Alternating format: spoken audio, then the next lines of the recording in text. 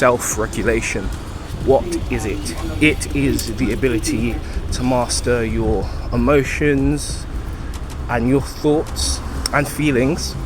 That's what Google will tell you, but I say self-regulation is the ability to control your thoughts, emotions and feelings while under pressure.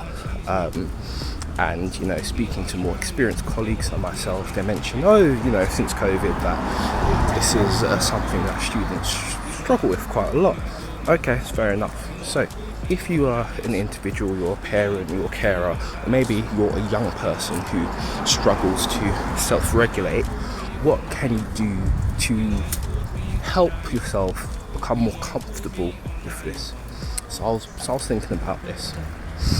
And there are a couple of things you can do. So for instance, one thing you could do to help you with self-regulate is the following.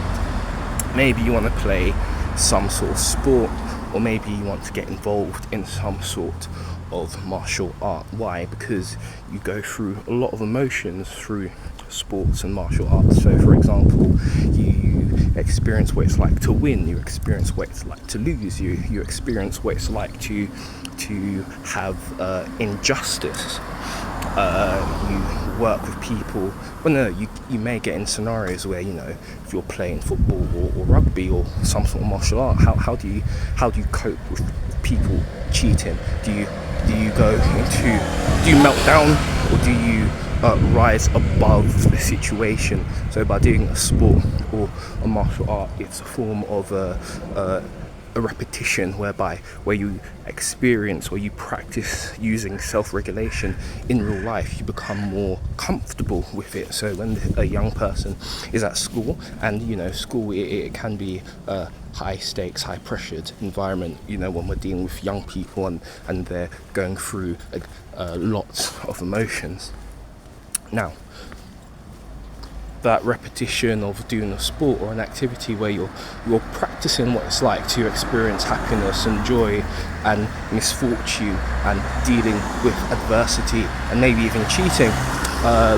Another thing you could do, for example, is you could do more strategic activities such as checkers and chess. The same thing applies. How are you able to cope with losing and winning and people trying to maybe cheat? Because people do cheat in chess as well.